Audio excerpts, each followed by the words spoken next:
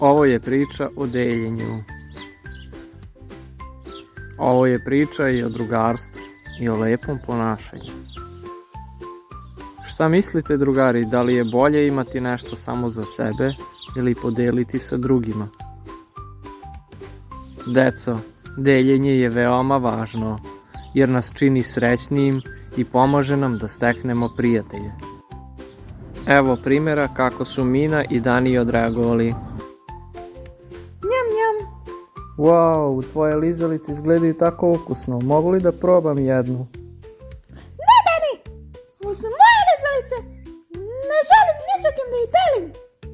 Ali Mina, ja sam juče podelio sve keksiće sa tobom. Dok Mina razmišlja, prilazi joj starija sestra i reče: Mina, znaš li da je deljenje jedna od najljepših stvari? Kad podeliš nešto, svima bude lepše. Zaista, ali ja ne želim da ostanem bez svojih lizalica. Nećeš, pogledaj ovako. Ako podeliš bombone sa Danijem, oboje ćete se radovati i uživati u njim. A sutra možda će on podeliti nešto lepo sa tobom. Dobro, Dani, hajde da podelimo.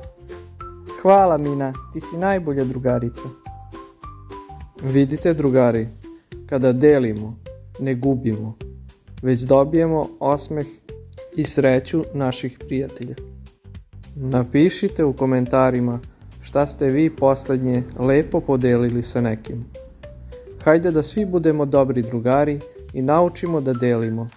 Vidimo se sledeći put. Pozdrav, drugari. Hvala na gledanju, lajkujte video i supscribeujte se.